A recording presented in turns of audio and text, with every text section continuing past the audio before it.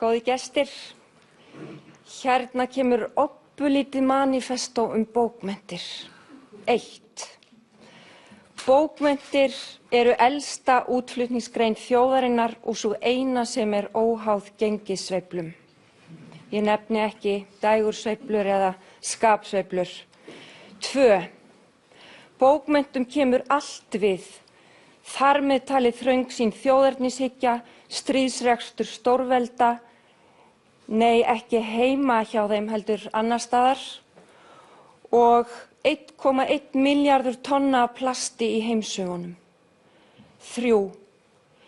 Engar bókmenntir, engin list hefur nokkru sinni orðið til í sjálfhverfri einangrun.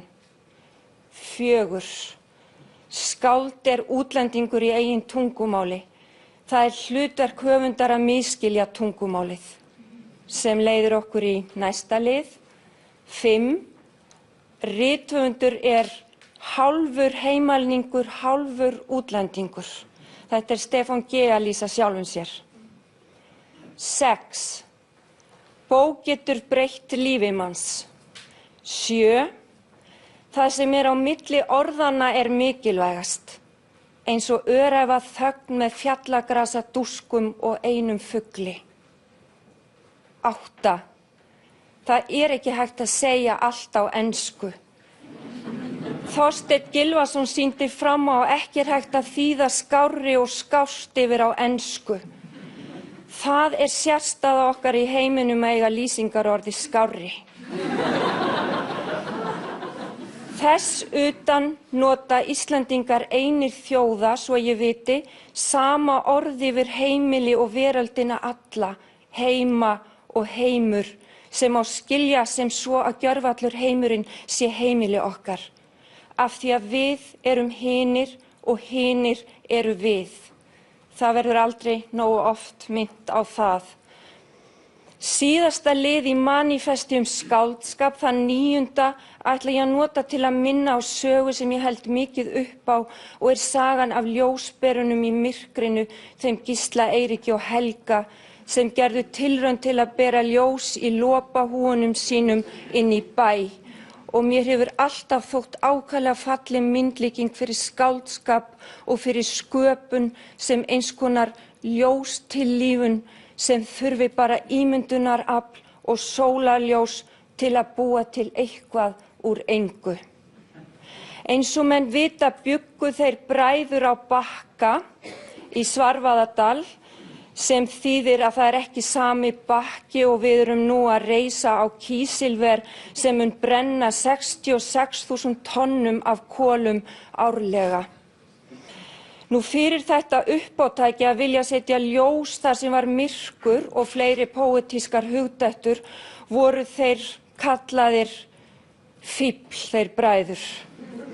Höfum þá í heiðri bræðurna á Bakka, setjum sólskin í húfur og berum í hús, reisum ljós til lífunar stöðvar, ekki kolabrennsluver. Af því sögðu þakka ég kærlega fyrir mig.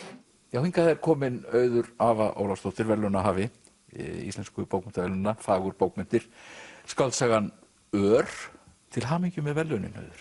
Takk kærlega fyrir það. Hlýtur nú gaman að fá svona verðlaun? Jú, mjög svo, mjög bara mjög þakklátt að vera komin þarna í hóp með hinum strákunum og nokkrum flottum kvenrithöfundum sem hafa fengið sér verðlaun áður.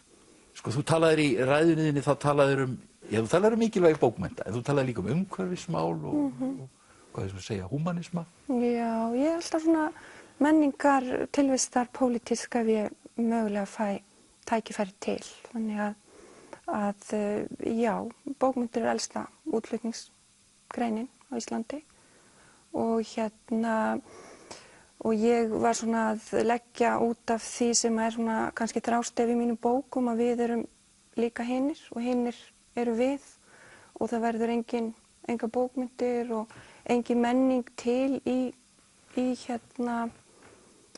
einangrun, í svona þjóðernislegri einangrun og ég nú að fjalla svona oft fólk á jaðrinum, við venjulegt fólk, en líka að byggja brú á milli heima. skoða karlmennskunni, tengslu við mennskuna eins og í þessari bók kannski. Já, þessi bók fjallar náttúrulega mann sem er í haldinn svona örvæntingu eins og margir eru en hann fer út í heim og einhvern veginn fer að gera gagn á svæði þar sem að allt er í kalda koli.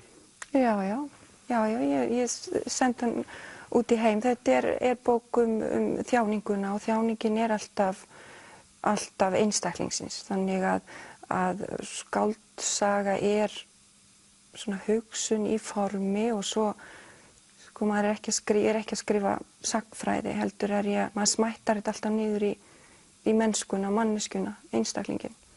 Og það er hann sem þjáist og líka í landi þar sem að geisa stríð. Ég sá í ykkur ágættu viðtali sem að tekið við að þú værir að skrifa gegn myrkrinu. Já, einmitt sko. Ég hef kannski líka sagt að þetta er eins konar svona tiltekt eða löngun til að taka til í heiminum. Það er svona þetta kvenlega háleita að skrifa. Já. Og af því mann langar til að heimurinn sé öðruvísi en hann er. Þú skrifar bækur sem hafa boðskap. Já, mér finnst alveg tilgangslaust að vera rithöfundur og hafa ekkert að segja. Já. Hafa ekkert fram að færa.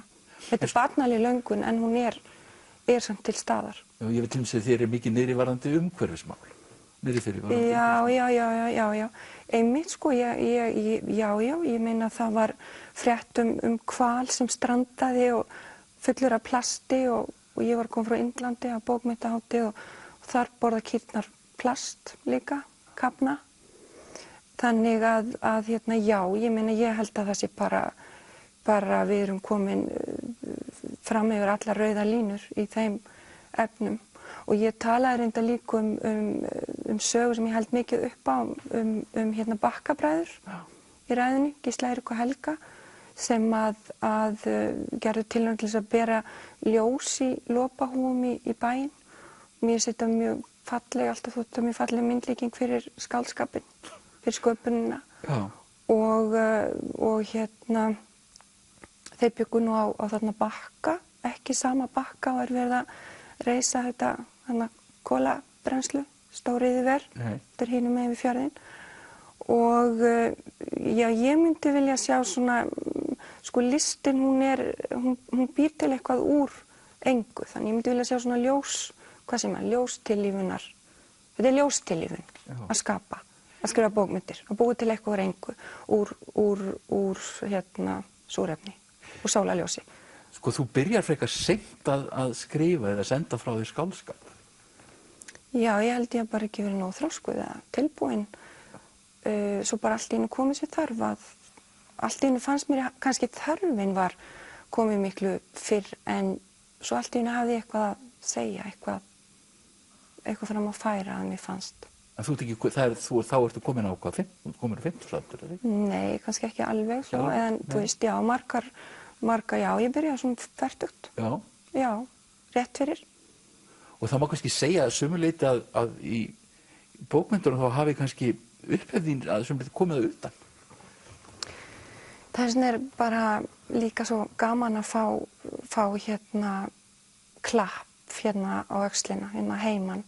Og mér finnst þetta svolítið, sko ég veit að þessi bók á eftir að fara eitthvað út í heim og er þýdd eitthvað. Ég vissi það bara fyrir, en ég veit ekkert hvort að þessi verðlaun hafa einhver áhrif þar. En mér finnst þetta samt svolítið eins og nú sé búið að nesta mig að heiman. Já.